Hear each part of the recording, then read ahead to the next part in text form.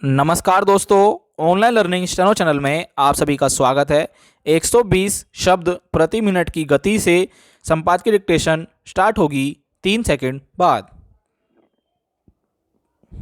Start.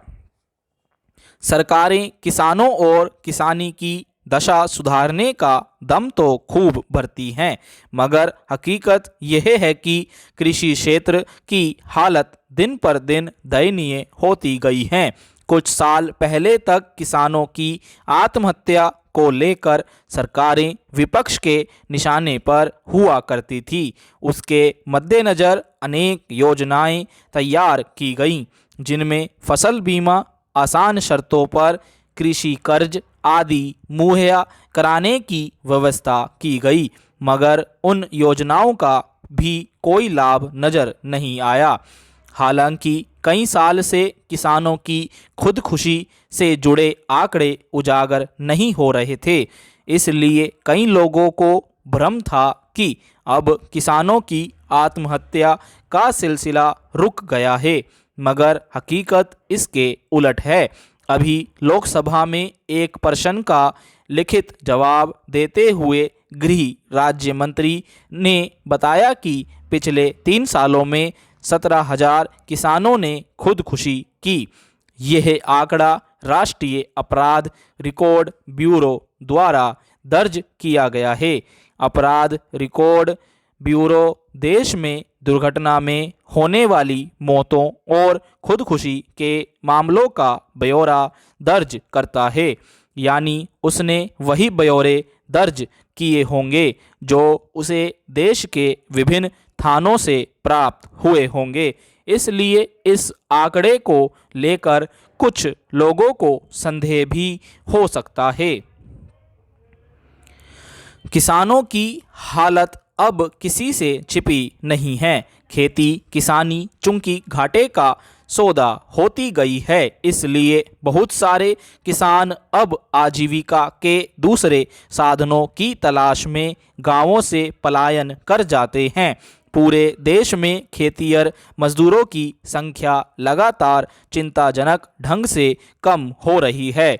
हालांकि केंद्र सरकार का दावा है कि वह छोटे और सीमांत किसानों की दशा सुधारने, उनकी आमदनी दोगुनी करने का प्रयास कर रही है, मगर स्थिति यह है कि ना तो किसानों को अपनी फसल की वाजिब कीमत मिल पा रही है और ना फसल बीमा जैसी योजनाओं का संतोषजनक लाभ।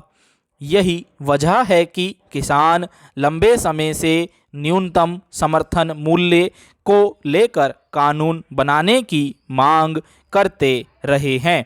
किसान आंदोलन को वापस कराने के लिए सरकार ने वादा किया था कि वह न्यूनतम समर्थन मूल्य को लेकर जल्दी ही समिति गठित करेगी और कानून लाएगी, मगर उस दिशा में अभी तक कोई कदम नहीं बढ़ाया जा सका है, जिसके चलते फिर से किसानों में नाराजगी उभरती दिखने लगी है। छिपी बात नहीं है कि खाद, बीज, सिंचाई, खेतों की जुताई, फसल कटाई, माल ढुलाई आदि पर खर्च लगातार बढ़ता गया है, मगर उस अनुपात में फसलों की कीमतें तय नहीं हो पाती। जो कीमतें तय होती भी हैं, उन पर सरकारें पूरी फसल की खरीद सुनिश्चित नहीं कर पाती। ऐसे में किसान बिचौलिया व्यापारियों के चंगुल में फंसकर रह जाते हैं। किसानों की खुदकुशी का मामला सीधे सीधे उनकी दुर्दशा से जुड़ा है। बहुत सारे किसान कर्ज लेकर नकदी फसलों की बुआई करते हैं, मगर मौसम की मार की वजह से जब फसल चौपट हो जाती है तो ना तो फसल बीमा योजना से उसकी भरपाई हो पाती है और ना उनके पास वह कर्ज उतारने का कोई अन्य साधन होता है।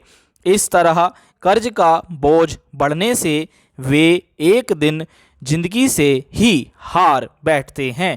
देश में अगर एक भी किसान को खेती में घाटे की वजह से खुदकुशी का रास्ता अख्तियार करना पड़ता है तो यह सरकारों के लिए चिंता का विषय होना चाहिए, मगर सरकारों के माथे पर शिकन नज़र नहीं आती। स्टॉप।